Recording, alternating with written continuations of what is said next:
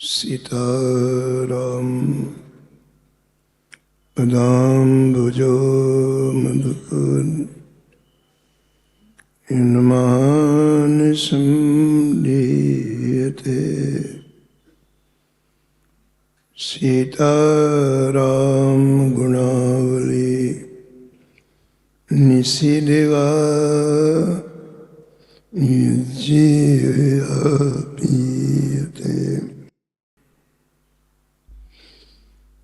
सीताराम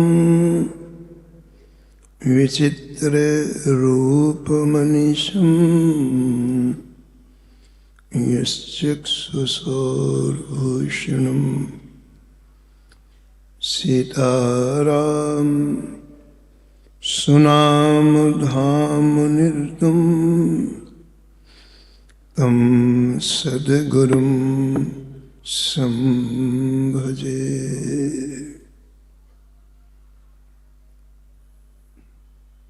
भक्त भक्ति भगवंत गुरु चतुर्नाम वपु एक। इनके पद वंदन किए नासत विघ्न ने। हरिजू आय विराजिए कथा सुनहु इतिहास। तुम श्रोता या माल के तुम पद रज मम आस। तुम पीछे जो और हैं श्रोता हैं रसिखान। इनके सकल मनोरथ पूर्वहु श्री भगवान। राधे राधे गोविंद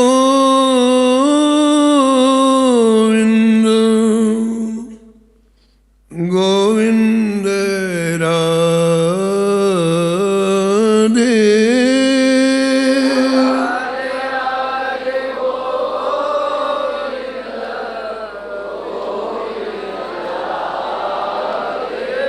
राधे राधे गोविंद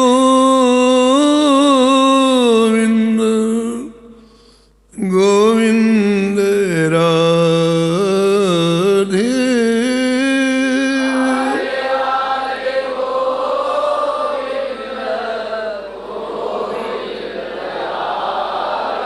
राधे राधे गोविंद गोविंद राधे।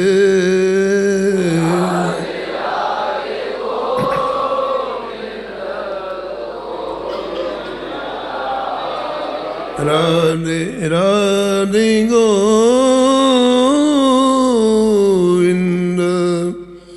गोविंद राधे।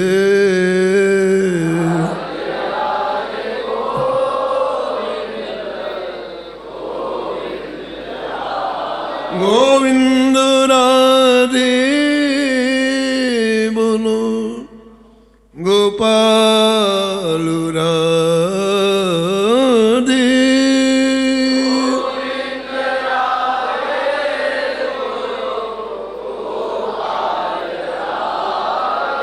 गोविंद राधे बोलो गोपाल राधे।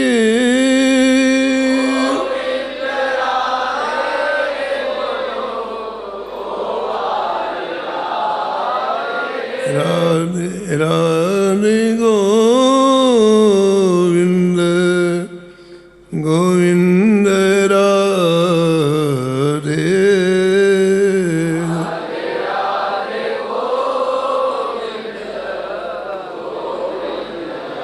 राधे राधे गोविंद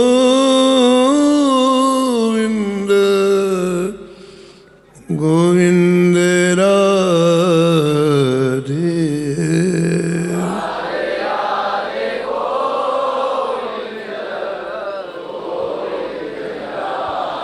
श्री राधा रानी जी की, श्री राधा वल्लभ लाल जी की, श्री हित हरवंश महाप्रभु जी की, श्री सेवक जी महाराज की, सब संत भगवान की, श्री बांके बिहारी लाल की, श्री जानकी वल्लभ लाल की, श्री मंगलमूर्ति हनुमान जी महाराज की, श्री गिरिराज जी महाराज की, श्री यमुने महारानी की, श्री वृंदावन धाम की, परम पूज्य अनंत श्री विभूषित ब्रजरस निमग्न परम पूज्य श्री महाराज श्री की, उनके समस्त परिकरों की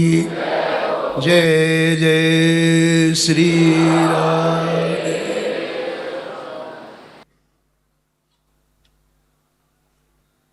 श्री राधा मोहन जी की असीम अनुकंपा से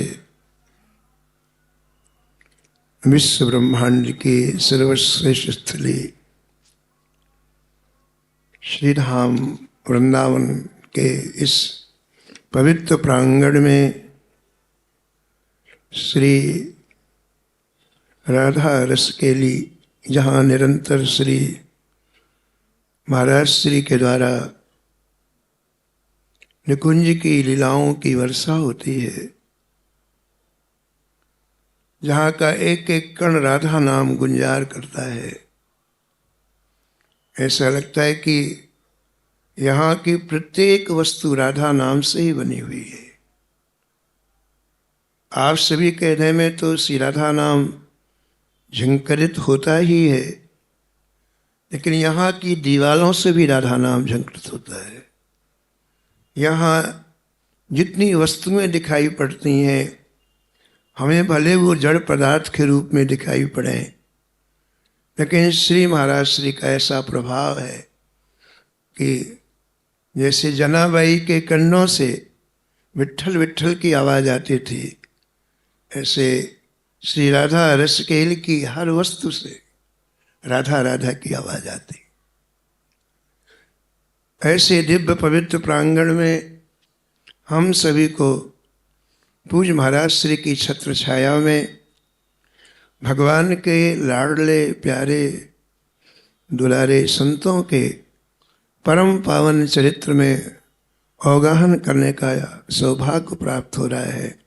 निश्चित रूप से श्री राधा रानी जी की विशेष विशेष विशेष कृपा है। श्री भक्तमाल भक्ति का ग्रंथ है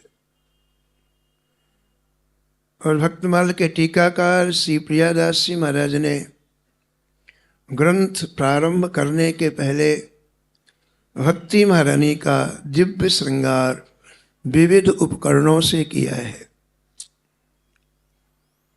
श्रृंगारित भक्ति महारानी का रूप विशेष आकर्षित होता है और अपने इष्ट को प्रसन्न करने के लिए हम भक्ति महारानी का श्रृंगार करते हैं। एक रसिक भक्ति महारानी का कैसे श्रृंगार करता है, वह श्री प्रियादास जी ने एक कवित्त में लिखा। श्रद्धा ही फुलेल उपटनो श्रवण हरि कथा, मैल अभिमान अंग अंगन छुड़ाइए, मनन सुनीर अनवाय अंगुछाए दया, नवनी वसन पन सोधो सो लगाइए। आप पूरे क्रम से सुन रहे हैं। हमने पहले श्रद्धा रूपी फुलेल लगाया भक्ति महारानी को, फिर कथा श्रवण रूपी उपटना लगाया भक्ति महारानी को, फिर सुंदर मलन रूपी सुंदर जल से भक्ति महारानी को स्नान कराया, फिर दया रूपी अंगोछा से भक्ति महारानी के दिव्य वपु को हमने पहुँचा, फिर नम्रता रूपी वस्त्र पहनाया भक्ति महारानी को, और फिर अनन्यता रूपी इत्र लगाया भक्ति महारानी को।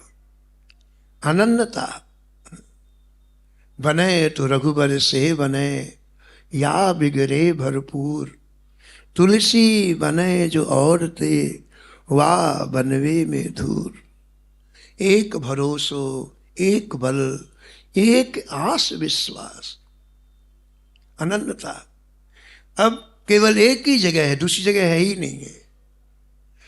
अब एक ही जगह से हमारी आशा है, एक ही जगह हमारा विश्वास है। एक भरोसो, एक बल, एक आस विश्वास, राम रूप स्वाति जलद, चातक तुलसीदास। ये भक्ति महारानी को इत्र लगाना है।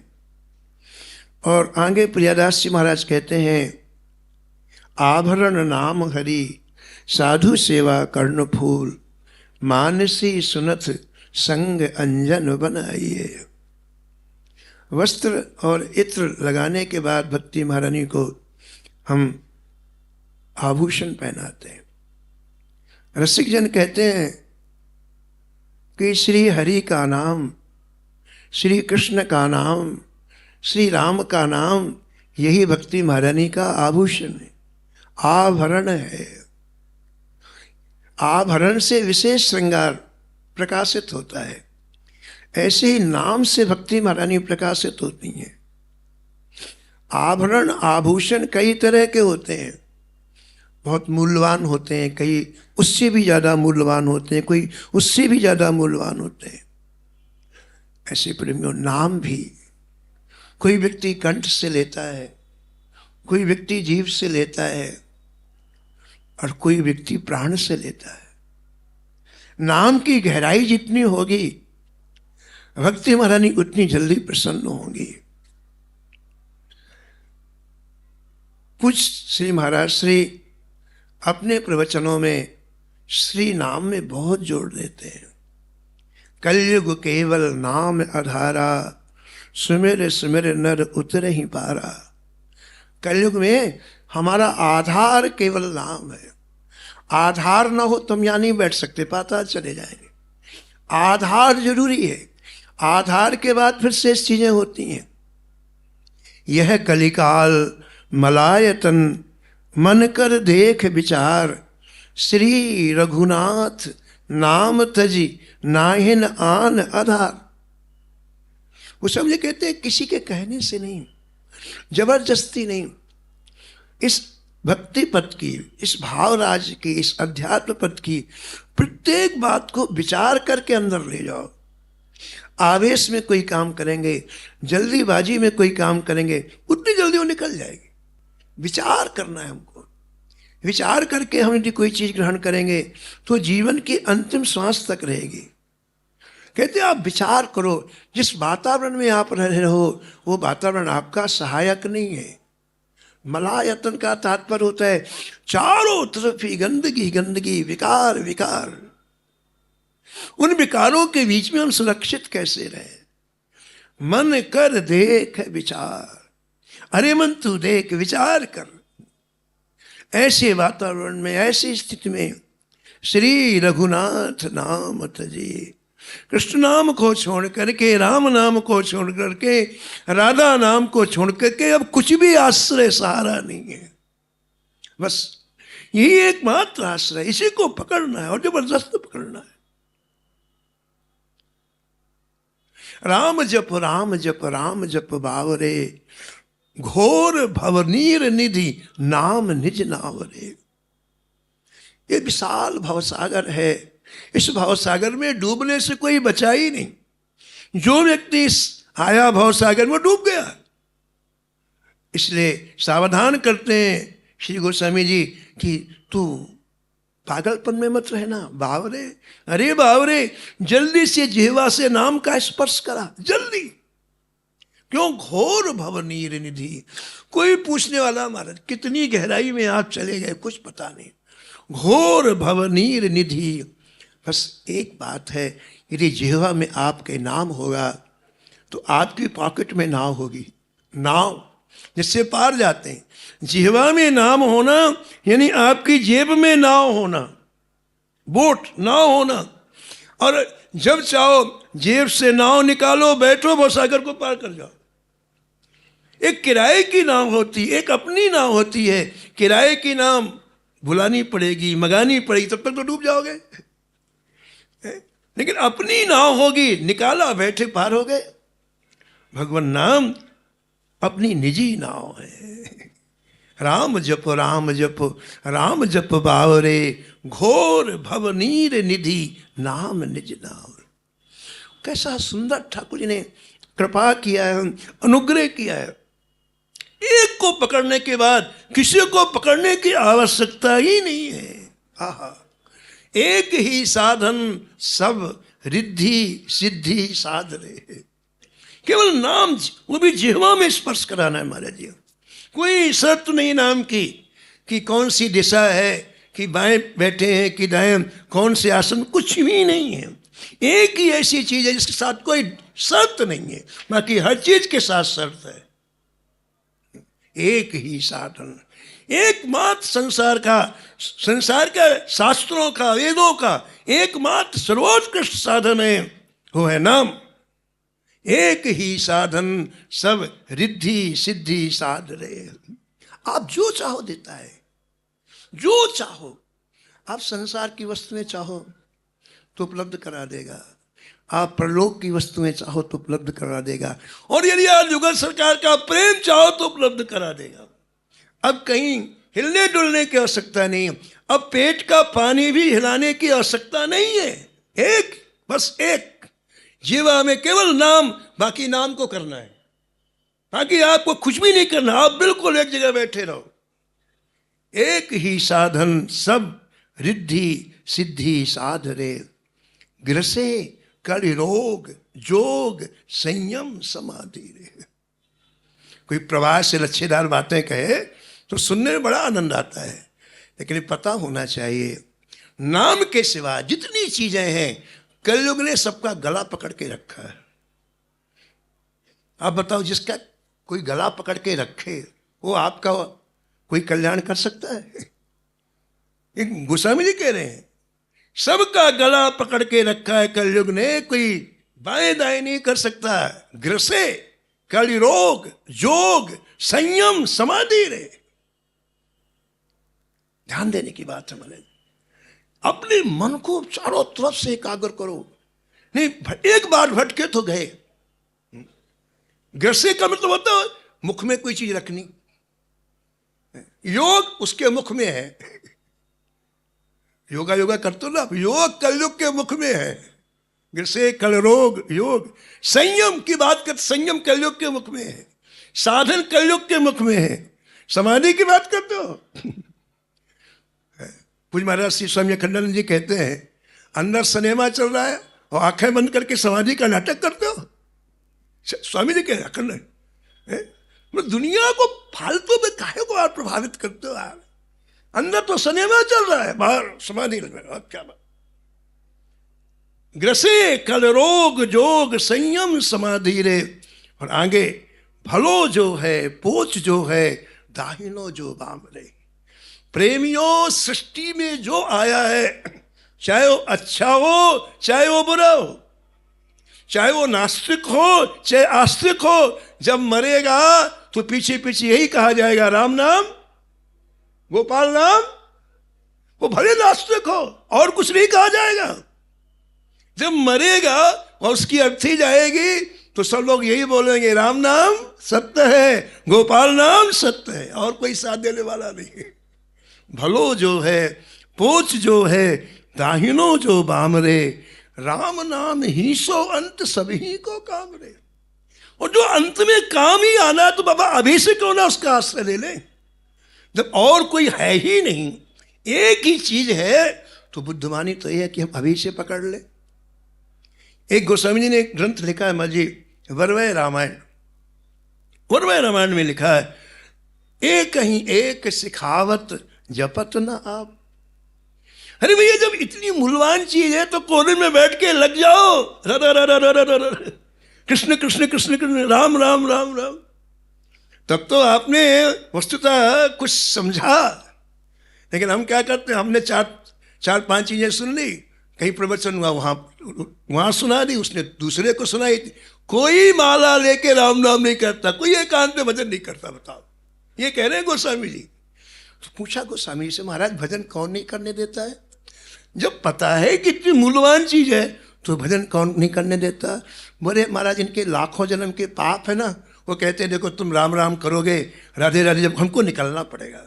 हाँ, कोई घर नहीं छोड़ना चाहता, किराएदार भी घर नहीं छोड़ना चाहते, और की तो बात छोड़ दो, जहां जमा रहेगा लड़ो केस। तो ऐसे वो पाप पुराने किराएदार हैं भाई। वो कहते भैया हम तो रहेंगे, लेकिन तुम नाम मत लेना, नहीं तुमको जाना पड़ेगा। एक ही एक सिखावत जपत न आप, तुलसी राम नाम कर बाधक पाप।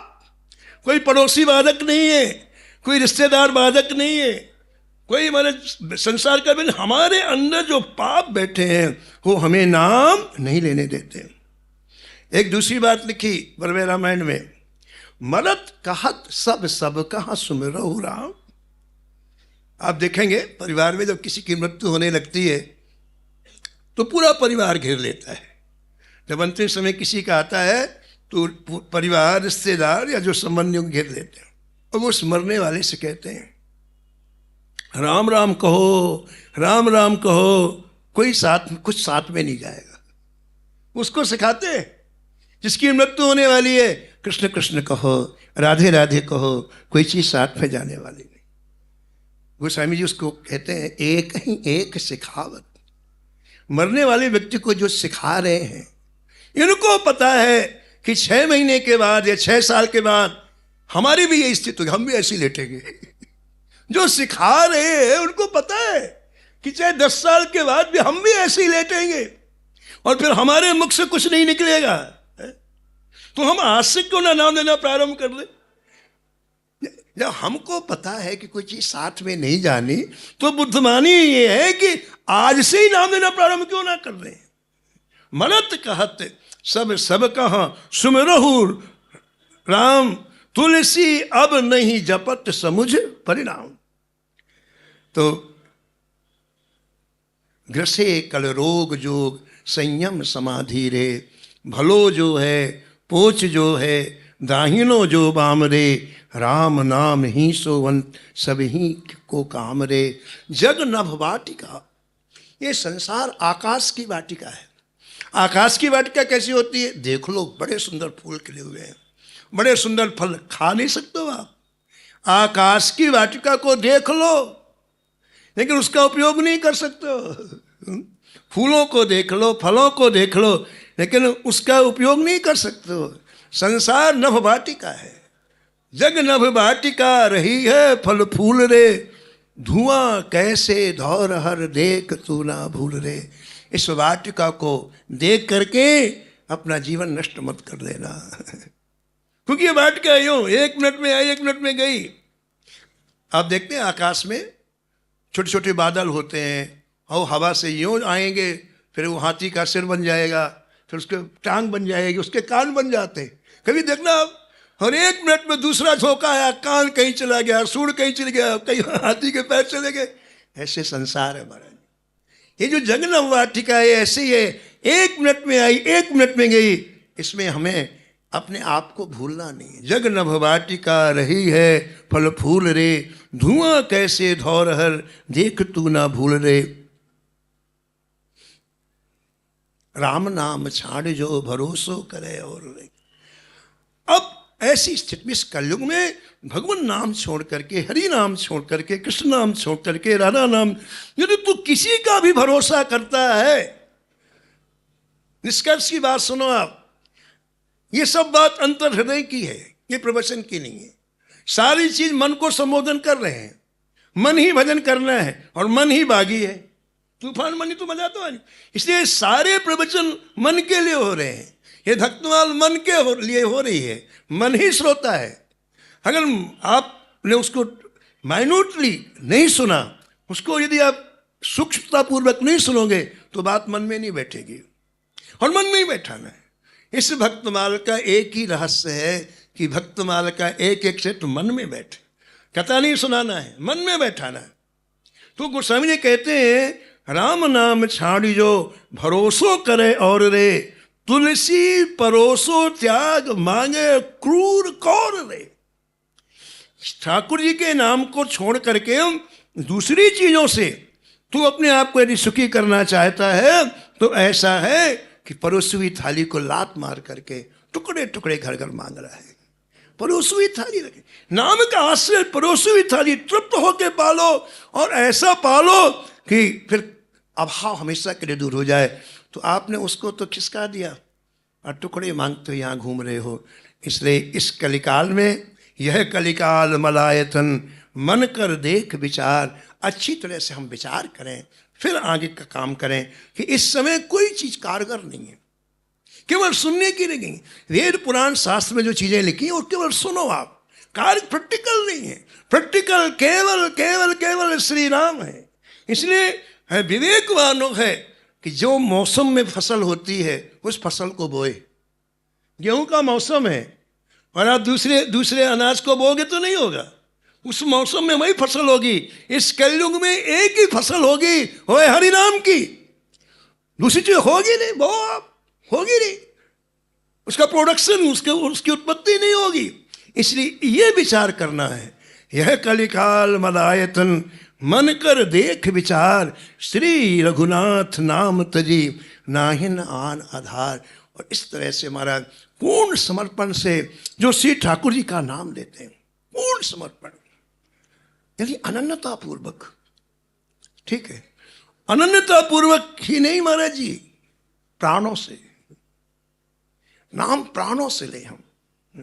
पूज्य महाराज श्री कहते थे कि एक व्यक्ति एक माला करे करुण क्रंदन करते हुए और दूसरा व्यक्ति करोड़ों नाम जप करे, उसकी बराबरी नहीं हो सकती। करुण क्रंदन का मतलब तो प्राणों से नाम ले, प्राणों से। हा रघुनंदन प्राण प्रीते,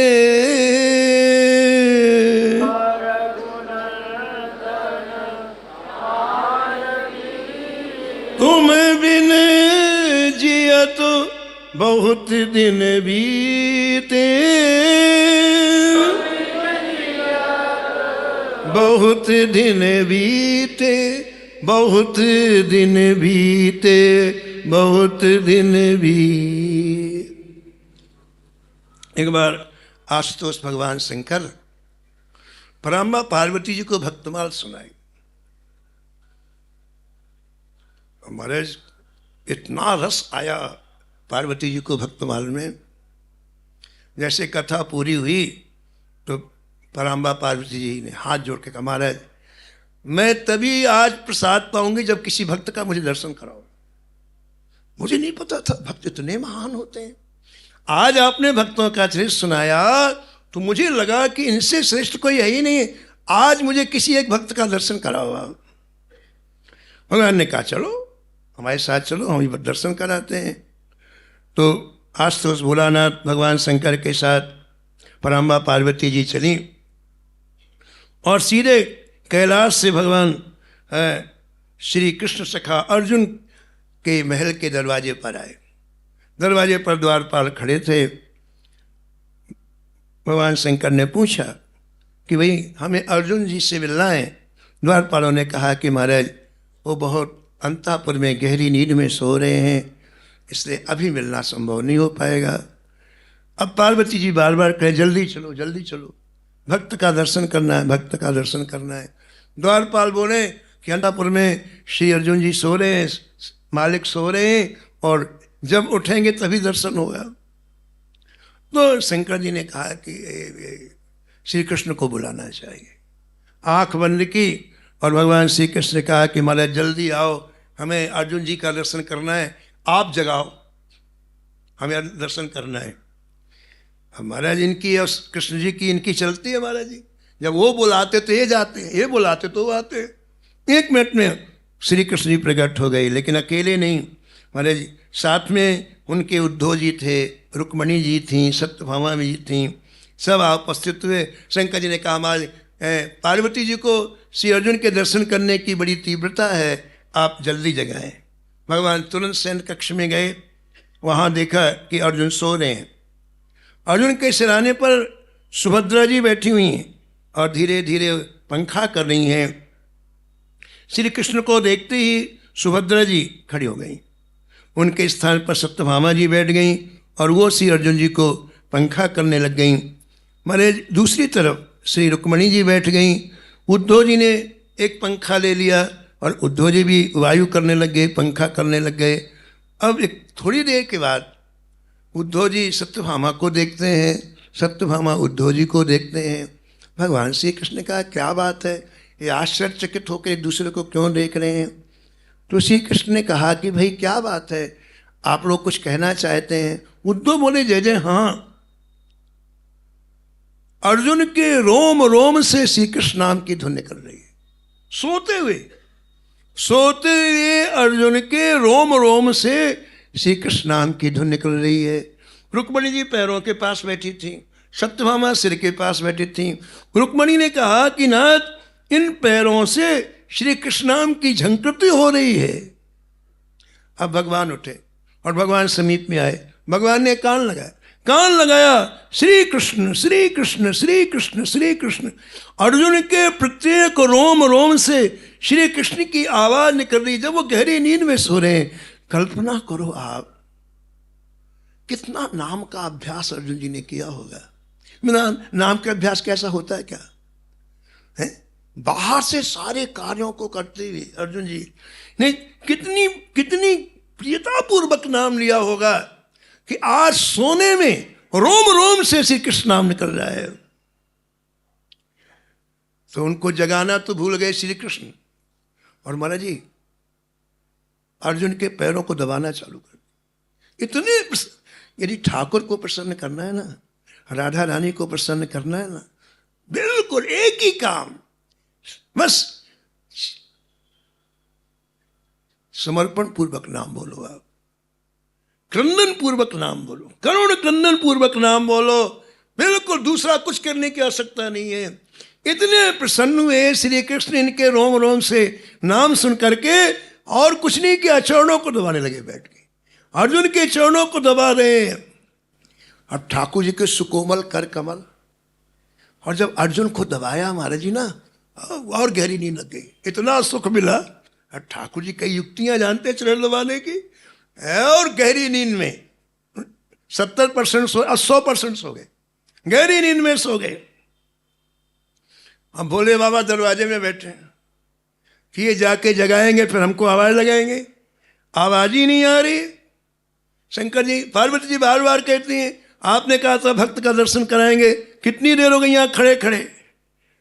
तब शंकर जी ने नारद जी को याद किया। जैसे याद किया नारद जी को, बीना बजाते हुए नारद जी आए। आते ही कहा नारद जी ने से कि आप जाओ और जगाओ श्री अर्जुन जी को, जगाओ, पार्वती जी को दर्शन करना है। नारद जी आए। महाराज नारद जी हाँ देखे क्या ठाकुर जी चरण दबा रहे हैं अर्जुन, और इनके रोम रोम से नाम निकल रहा है। अरे नारद जी ने तुरंत अपना आवाज संभाला और जोर जोर से नाच नाच करके वहीं संकीर्तन करने लगे। उधर उनके रोम रोम से नाम निकल रहा है, इधर नारद जी संकीर्तन करने लग गए। अब जब रोम रोम से निकलता था तो ज़्यादा सुनाई नहीं पड़ता था, लेकिन नारद जी तो फिर नारद जी है ना, जम के किया, मतलब डूब के किया, बाहर आवाज आई। जहाँ भोले बाबा खड़े थे दरवाजे में, वहाँ आवाज गई। भोले बाबा ने कहा कुछ गड़बड़ है, जो जाता आता ही नहीं, कितनों को भेजा, कोई आता ही नहीं। अब एक काम करता हूँ, चलो अपन भी चलते हैं। परम्बा पार्वती का हाथ पकड़ा और भोले बाबा जब यहाँ आए और यहाँ का दृश्य देखा, महाराज रोम रोम से नाम निकल रहा है, नारद जी नृत्य कर रहे हैं, चारों तरफ नाममय वातावरण। अब भोले बाबा जगाना भूल गए और कैलाश का उन्हें तांडव नृत्य याद आ गया। और भोले बाबा जब नाचते हैं तो उनको हमारे 4-5 किलोमीटर जगह चाहिए।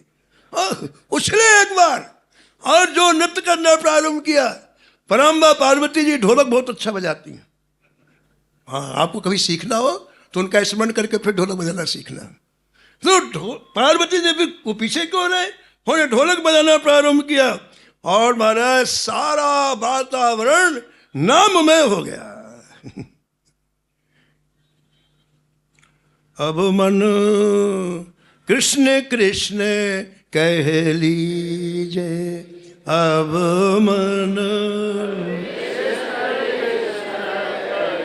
कृष्ण कृष्ण कह लीजिए,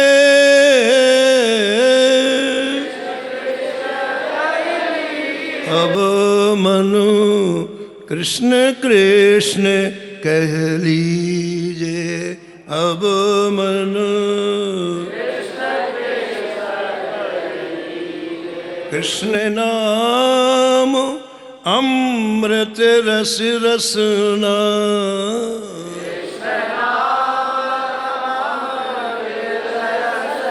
कृष्ण नाम अमृत रस रसना,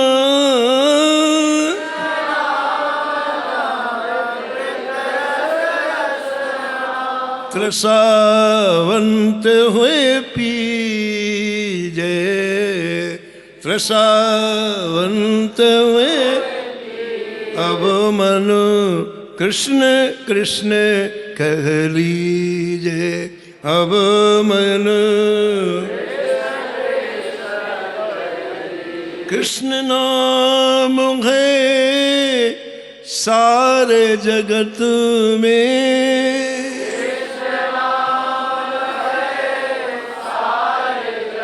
कृष्ण नाम है सारे जगत में,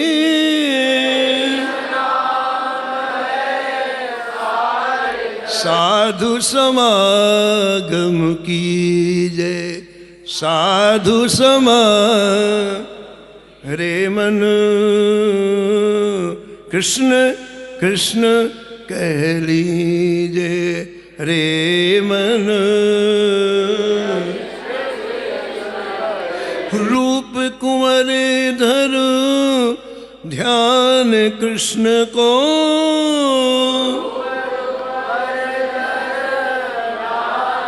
रूप कुंवरी धर ध्यान कृष्ण को,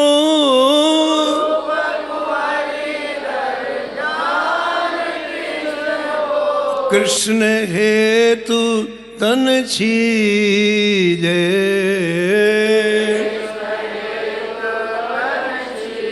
रे मन कृष्ण कृष्ण कह लीजिए, रे मन। आज परम भागवत अर्जुन का दर्शन करके पराम्बा पार्वती जी अत्यंत हर्षित हुई। श्री भक्तमाल जी में एक संत का नाम आया जिनका नाम था चोखा मेला। हम केवल ये बताने का प्रयास कर रहे हैं नाम को कितनी गहराई से पकड़ना चाहिए, कितनी गहराई से, बहुत अत्यंत सावधानी पूर्वक श्री नाम जी को पकड़ना चाहिए। पंढरपुर में रहते थे और राजमिस्त्री का काम करते हो, ये जो दीवार जोड़ने का काम होता है राजमिस्त्री कहते हैं, उसका काम करते थे। लेकिन ठाकुर जी से अंदर से प्रीति थी। बाहर से सब काम करते लेकिन अंदर से प्रीति ठाकुर जी में थी। तो प्रातःकाल हो जाते, सब्जी मार्केट जाते और 4 आने की सब्जी खरीद के लाते और रोटी सब्जी बना करके ले जाते जहाँ काम चलता, और जब दोपहर में छुट्टी होती तब वो रोटी खा करके फिर काम करके वापस आते। ऐसा उनका। आज वो जब गए सब्जी मार्केट तो उन्होंने एक विचित्र केले देखे, इतने बड़े बड़े केले मारे, एक एक हाथ के केले देखे और बड़े सुंदर देखे। एक भक्त का हृदय देखो कैसा होता है, कोई चीज अच्छी दिखेगी तो उसे नहीं लगता कि मैं खाऊं, मैं पीऊं, मैं उपभोग करूं। कोई भी चीज अच्छी दिखेगी मुझे ठाकुर जी के लिए बहुत अच्छी रहे। क्योंकि एक ही शरीर है लेकिन चिंतन कैसे विभक्त रहता है। संसारी व्यक्ति हर चीज का उपभोग करना चाहता है लेकिन एक भक्त हर चीज को श्री ठाकुर जी की सेवा में लगाना चाहता है। संसारी व्यक्ति को उपभोग करने के बाद ऐसा भ्रम है नहीं, सुख का अनुभव होता है, ऐसा है नहीं।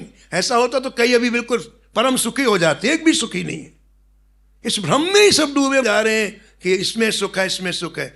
तो संसारी व्यक्ति अपने उपभोग में सुख मानता है और भगवान का भक्त श्री ठाकुर जी को निवेदन करने में परम सुख मानता है। ये फर्क है। तो उन केलों को देखा चोखा मेला जी ने, तुम चोखा जी के मेला के मन में आया, आहा इतने अच्छे केले मैंने पहली बार देखे हैं, आज विट्ठल भगवान इसे पाएंगे तो बड़ा सुख मिलेगा। मैं नमक रोटी खा लूंगा। 4 आने रहते थे उसके पास, 4 आने में सब्जी खरीदता था। तो अब विचार किया कि 4 आने के केले खरीद लेता हूँ, मैं आज नमक रोटी खा लूंगा। लो भैया हमें केले दे दो। 4 आने दिया भाई जी, उसने 10 केले दिए। बढ़िया केले थे, बड़े बड़े, सस्ते का जमाना था उस समय। केले लेकर के आपके मन में आया कि घर जाने के पहले ये केले पुजारी जी को दे आऊं, जल्दी से जल्दी ठाकुर जी का भोग लग जाए। तो उन्हीं केलों को बड़े प्रेम से ऐसा रखे हुए, बड़े प्रेम से सिर के ऊपर आदर पूर्वक रखे हुए और श्री विट्ठल भगवान के मंदिर में गए। जाकर पुजारी से हाथ जोड़ कर महाराज आज इन केले का बाल भोग ठाकुर जी को लगा देना, बड़े सुंदर बड़े अच्छे केले। पुजारी जी ने केले लिए और वहाँ रख दिया। वो चल दिए। जो चल दिया चोखा मिला, काय पता नहीं पुजारी की बुद्धि में क्या है, ये केला देने वाला कौन है। महाराज अब वो वहीं ठाकुर जी के सामने ही गाली देना प्रारंभ कर दी। अब चोखा मेला तो जा रहे हैं, जैसे केले देख के यूं जा रहे हैं, ठाकुर जी यहाँ बैठे हैं, पुजारी जी यहीं पर हैं, मारे उन्होंने गाली देना प्रारंभ कर दी। सेवा के महाराज जी 32 अपराध है, षोडशोपचार पूजन किया जाता है, अपराध 32 है। उन 32 अपराधों में एक अपराध है, कभी भी ठाकुर जी के सामने किसी को कठोर वाक्य नहीं करना चाहिए। कभी भी वो कितनी भी गलती करे उसको बाहर कहो आप, लेकिन ठाकुर जी विराजमान हो तो कभी ठाकुर जी के सामने कठोर वाक्य नहीं करना चाहिए। ठाकुर जी के सामने कभी किसी की निंदा नहीं करनी चाहिए। ये सावधानियां हैं। लेकिन उन्होंने तो गाली देना प्रारंभ कर दिया। गाली देने के बाद पेट नहीं भरा महाराज जी, तो जो केले रखे थे उनको उठाया और कस के सिर पर मारा। चोखा मेला केले टकराए सिर से, नीचे गिर पड़े। नीचे गिर कर केले टूट गए, दब गए। ऐसा जा रहे तो चोखा मेला, तो उनके हाथ में एक केला ऐसा आ गया, उनको ध्यान नहीं। और जाते जाते एक शब्द और बोला पुजारी, आज के बाद कभी मंदिर नहीं आना। गाली दी तो दुख नहीं हुआ, केले फेंके तो दुख नहीं हुआ, लेकिन मंदिर नहीं आना है सहन नहीं हुआ। प्राण है भक्त का, ठाकुर प्राण है। हम तो उसे एक प्रदर्शनी की वस्तु समझते हैं, साधारण एक मूर्ति समझते हैं, लेकिन भक्तों से पूछो क्या है। श्री कुंभनदास जी मूर्छित पड़े हुए थे। लोग बहुत प्रयास करें कि होश में आ जाएं, होश में आ जाएं, लेकिन कुंभनदास जी होश में नहीं आए। क्यों मूर्छित हुए कुंभनदास जी? किसी ने आके कहा, कुंभनदास जी आपका एक पुत्र जो श्रीनाथ जी की गौ सेवा करता है, गाय सेवा करता है, सिंह ने उसे खा लिया। वो गाय लेकर के जा रहा था वन में, उधर से भूखा सिंह आया और खा लिया। इनका एक पुत्र था जिसका नाम था कृष्णदास, कुंभनदास जी का, और वो श्रीनाथ जी की गायों की सेवा करता था। पाते हुए कि गायों को लेके जा रहा था कृष्णदास, और सामने सिंह दिखाई पड़ा, भूखा सिंह, और उसने गायों के ऊपर हमला करना चाहा। अब देखो आप कैसे कैसे भाव हैं। कृष्णदास ने सोचा ये गाय श्रीनाथ जी की, और एक भी गाय यदि सिंह मेरे जीवित रहते खा गया तो धिक्कार है मुझे। ये गाय मेरी नहीं है, किनकी है? ठाकुर जी की है। और एक भी गाय सिंह यदि मेरे जीवित रहता खा गया तो धिक्कार है मुझे। मैं एक काम करूं, मैं इसके मुंह में पहुंच जाऊं, इसकी भूख पूरी हो जाएगी और गाय बच जाए। यही हुआ महाराज जी। कृष्णदास जी कूद करके सिंह के मुख के पास चले गए। सिंह ने मुख दबाया और वापस चला गया, और पूरी की पूरी गाय सुरक्षित वापस आई। कैसा भाव है, अद्भुत भाव। श्री ठाकुर जी इसलिए इन भक्तों के ऊपर बिके हुए। भक्तमान में प्रियादास जी ने कहा, होंगे बड़े बड़े योगी त्यागी सन्यासी, में कोई लेने जाना नहीं है। हमें तो कोई दुखता हुआ दिल चाहिए, हमें आह भरता हुआ व्याकुल कोई दिल चाहिए जो ठाकुर के लिए रोए, ठाकुर के लिए खड़ा है। दुनिया के लिए, सम्मान के लिए रोने वाले तो लाखों हैं, लेकिन हमें ऐसे दिल चाहिए, ऐसे हृदय चाहिए जिनकी आय ठाकुर जी के लिए निकले। तो किसी ने बताया कुम्भन दास जी को, कुम्भन दास जी बेहोश हो गए। तो लोगों ने यही समझा कि पुत्र की मृत्यु के कारण बेहोश हुए हैं, ऐसा समझा लोगों ने। जब पता चला कि अब ये जीवित नहीं रहेंगे, सांस तो चल रही थी, तो गोसाई विट्ठल नाथ जी को बुलाया गया। कहा महाराज उनका अंतिम समय है, एक बार आप दर्शन दे दो। तो गोसाई विट्ठल नाथ जी आए, कुम्भन दास जी के पास आए और आकर के कान में कुछ कहा, कान में कुछ कहा और कुम्भन दास जी खड़े हो गए। 3 घंटे से बेहोश कुम्भन दास जी खड़े हो गए। लोगों ने पूछा, गोसाई जी क्या जादू हो गया? हमने सारे उपचार कर लिए, सारे प्रयास कर लिए, श्री कुम्भन दास जी नहीं उठे, आपने क्या किया कि कुम्भन दास जी उठ गए? गोसाई विट्ठल नाथ जी ने कहा, आप लोग जो सोच रहे थे वो बात नहीं थी। आप लोग सोच रहे थे कि पुत्र के वियोग के कारण कुम्भन दास जी मूर्छित थे। बोले नहीं नहीं नहीं, कुम्भन दास जी ने जैसे पुत्र की मृत्यु सुनी तो आपके मन में आया कि अब मेरे को सूतक लग गया, और सूतक में अब मैं श्रीनाथ जी का दर्शन नहीं कर पाऊंगा, उससे अच्छा मर जाना ठीक है। एक दिन दर्शन नहीं मिलेगा तो मर जाऊं मैं, ये इसकी बेहोशी थी। एक दिन दर्शन श्रीनाथ जी का नहीं, जीने से क्या फायदा? तो हमने इनके कान में कहा, कुम्भन दास जी, सूतक आपको देख के स्वयं पवित्र हो जाएगा, आपकी वो स्थिति है, आप नित्य दर्शन करने जाएंगे श्रीनाथ जी का। तो उठ के खड़े हो। तो चोखा मेला को गाली दी तो दुख नहीं हुआ, चोखा मेला के ऊपर केले फेंके तो दुख नहीं हुआ, लेकिन चोखा मेला को दुख कब हुआ? जब कहा आज के बाद कभी मंदिर नहीं। हृदय टूट गया, अब काम करने की इच्छा नहीं रह गई।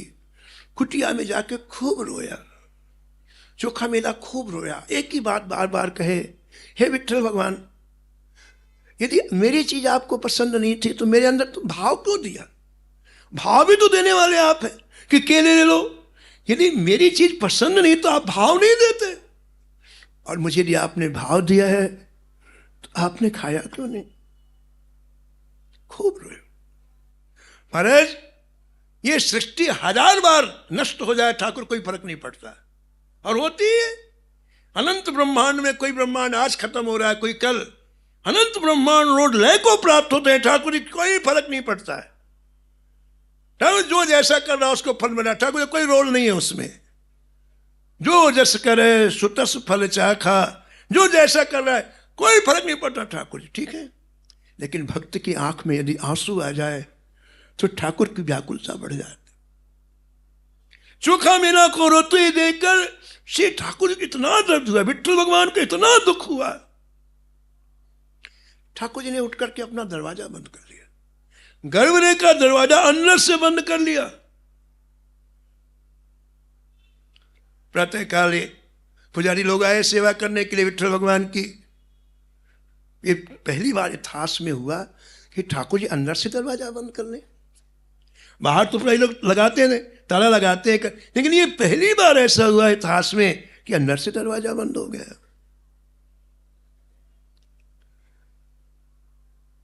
बड़ी देर तक तो बहुत आवाज लगाई, ठाकुर जी ने खोला। फिर जितने पुजारी सो बैठकर रोने लग गए, दरवाजे के बाहर रोने लग गए। 3 घंटे जब रोते रोते हुए तब ठाकुर जी बोले, तुमने मेरे चोखा मेला को कष्ट दिया है, आज के बाद कभी दरवाजा नहीं खोले। जो अपराध भक्त करो करे, जो अपराध राम रोष पावक सो जरई, पावक सोज रही, राम रोस पावक सो जरे। सब पुजारी अब तो हमारा गाइए, जीवन निर्वाह नहीं होगा ठाकुर जी के मंदिर। इतनी अनुनय विनय की महाराज सबने। तो ठाकुर जी ने कहा जब मेरा भक्त तुम्हें क्षमा करेगा तभी मंदिर खुलेगा। तुम जाओ, यदि तुम चाहते हो कि मंदिर खुले तो पहला काम ये करो कि मेरे चोखा मेला पास जाके साष्टांग प्रणाम करो और क्षमा मांगो। और नंबर 2, पालकी में बैठा करके कंधे में रखकर पालकी मंदिर लाओ। चोखा मेला के घर से चोखा मेला को पालकी में बैठाओ और कंधे में रख करके 4 मेरे पास लाओ, तब दरवाजा खुलेगा। और वो गए हैं महाराज और चोखा मेला को लेकर के आए। अब आगे की बात सुनवा। प्रश्न ये उठता है ठाकुर जितना क्यों चाहते, ठाकुर जितना क्यों चाहते चोखा मेला को? आगे की बात सुनवा। और उसका कारण था नाम प्रेम। चोखा मेला को नाम कितना प्रिय था। जिसको प्रिय होता है वो प्रदर्शन नहीं करता महाराज, ठीक है ना। जिसको जो चीज प्रिय उसका प्रदर्शन नहीं करता, वो छिपा के रखता, कहीं नजर ना लग जाए, वो छिपा के रखता है। चोखा मेला को कोई नहीं जानता था, इतने बड़े नाम प्रेमी हैं। श्री ठाकुर जी ने उजागर किया कि चोखा मेला इतने बड़े नाम प्रेमी है। एक दिन एक हादसा हो गया। चोखा मेला दीवार उठा रहे थे, किसी व्यापारी का बहुत बड़ा मकान बन रहा था, 4 मंजिला 5 मंजिला, और उनका काम ही था दीवार चुनने का, चुनाई करने का। तो चोखा मेला दीवार उठा रहे थे और 100-200 आदमी लगे थे और भी राजमिस्त्री लगे हुए थे। एकाएक क्या हुआ, हमारी नीचे की जो जगह थी, नीचे की जो दीवार थी वो एकाएक खिसक गई।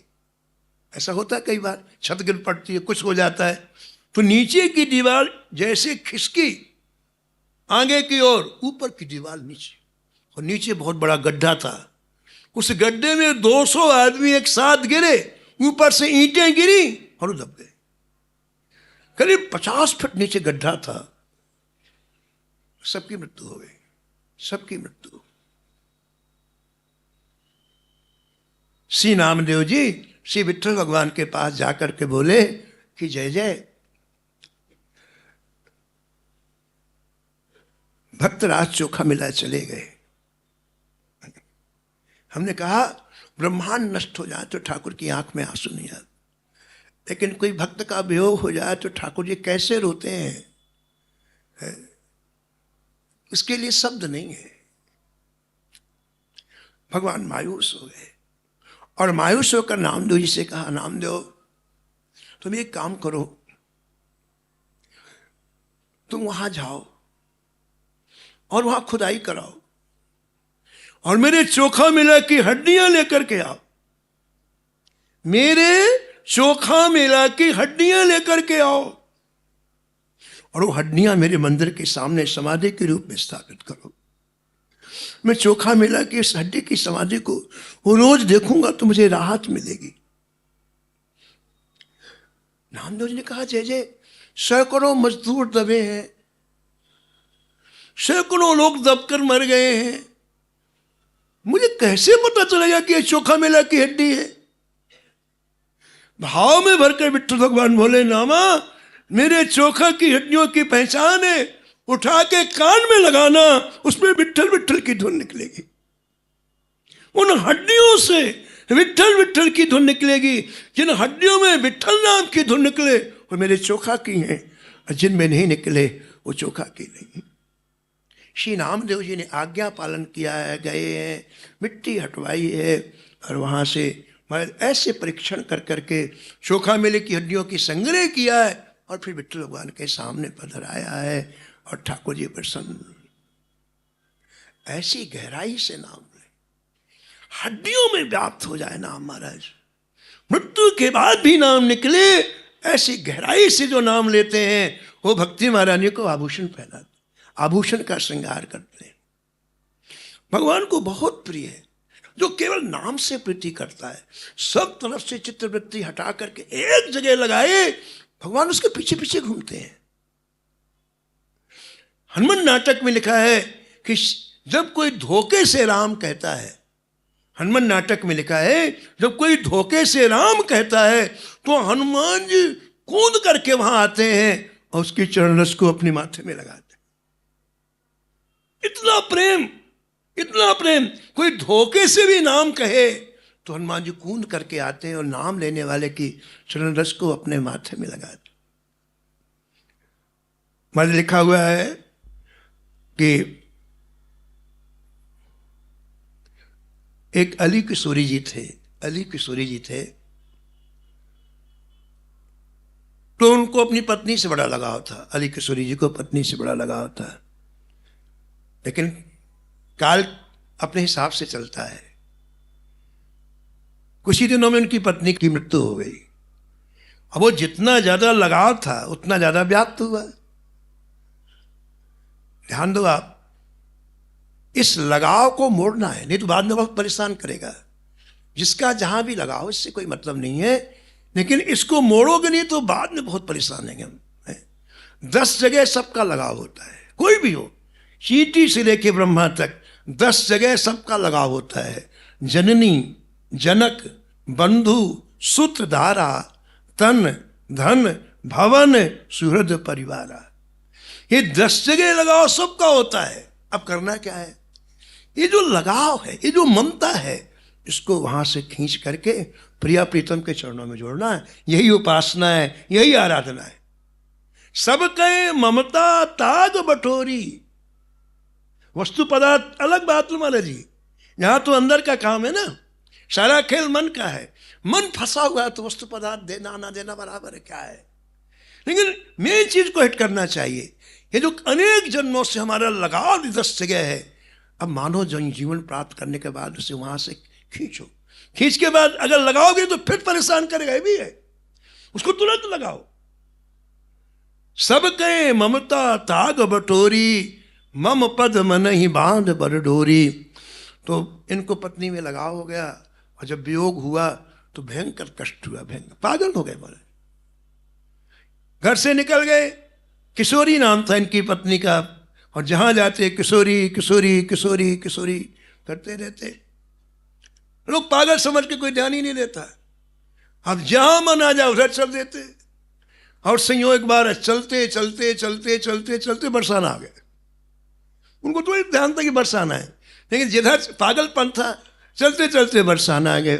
हाँ, बरसाना में सभी लोग श्री जी का दर्शन करने के लिए गए, जा रहे थे भी साथ साथ में चल दिए, और बरसाने में ही ठहर गए।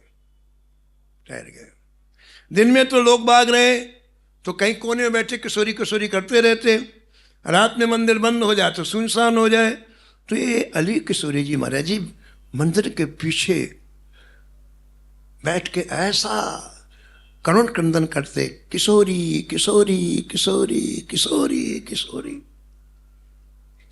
श्री कृष्ण जी को सहन नहीं हुआ, श्याम सुंदर को सहन नहीं हुआ। श्याम सुंदर ने श्री किशोरी जी से कहा जय जय, ये कितनी पीड़ा पूर्वक पुकार रहा है।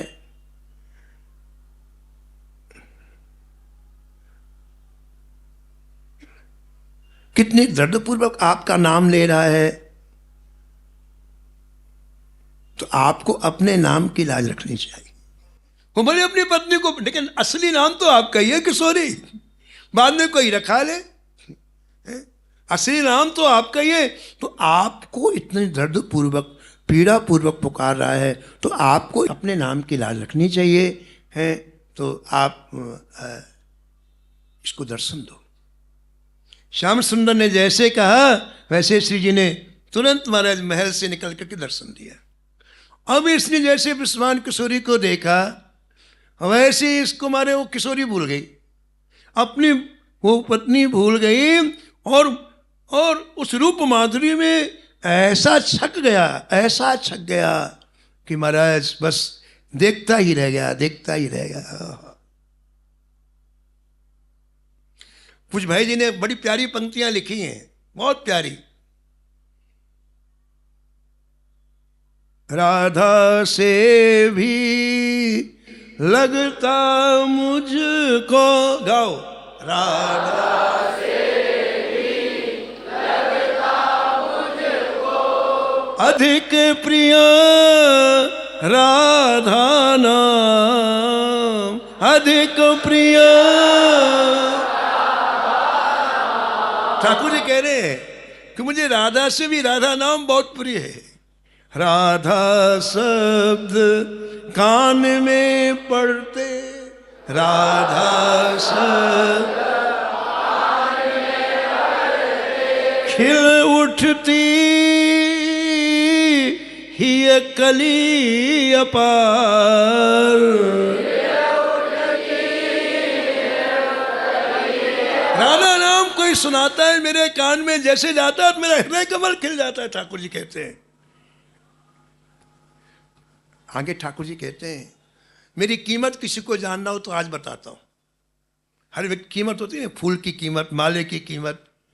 तो भगवान कह, श्री कृष्ण कह रहे हैं आज मैं अपनी कीमत बता रहा हूं। मैं किस में बिकता हूं? कीमत का मतलब आदमी खरीदता है ना। मेरी कीमत सुनो। मूल नित्य निश्चित है मेरा,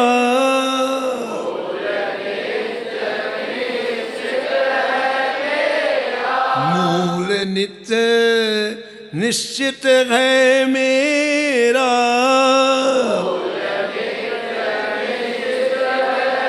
प्रेम प्रपूरित राधा नाम,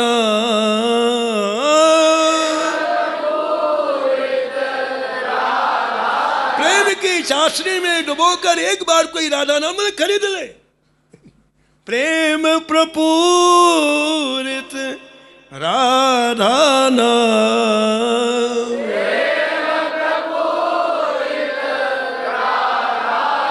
चाहे जो खरीद ले ऐसा, चाहे जो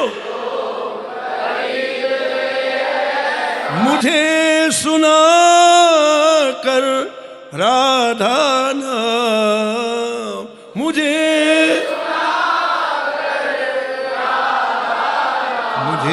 सुना कर राधा नाम।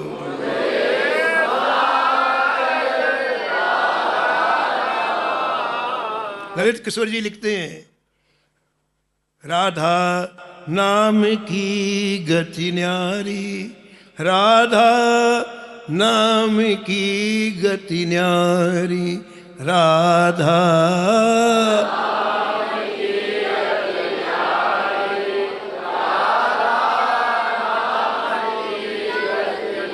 सपने में रसना यह आवत, सपने में होत विवश बस कुंज विहारी,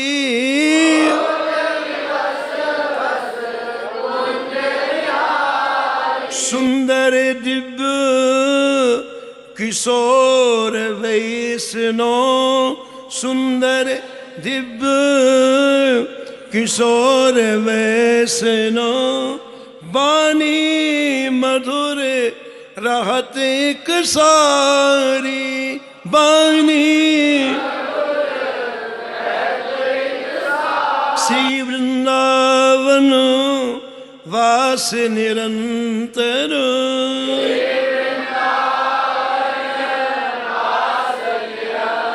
श्री वृंदावन वास निरंतर,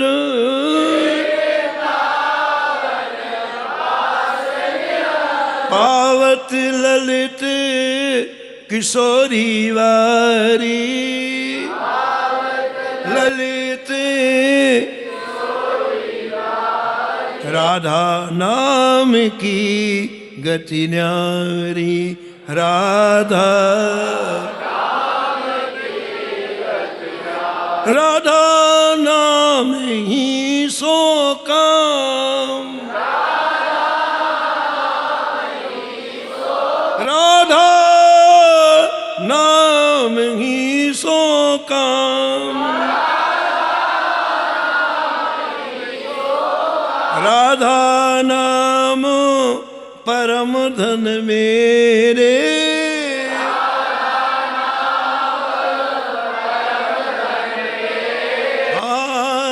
राधा नाम परम धन मेरे,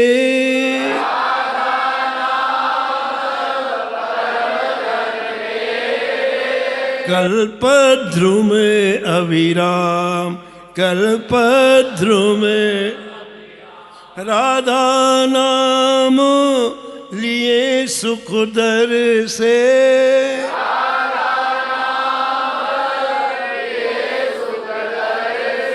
श्री वृंदावन धाम, श्री वृंदा ललित किशोरी रटो निरंतर, ललित किशोरी रटो निरंतर,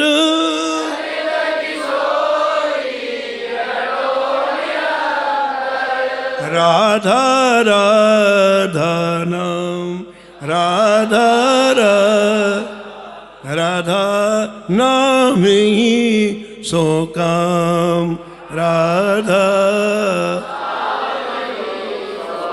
ऐसे श्री राधा रानी के नाम में हमारी प्रीति हो जाए, ऐसे राधा नाम का क्रंदन हमारे हृदय से निकलने लग जाए, तो श्री प्रियादास जी महाराज कहते हैं हम भक्ति महारानी का श्रृंगार कर रहे हैं, आभूषणों से श्रृंगार कर रहे हैं। अगली कथा अगले क्रम। जय जय श्री राम।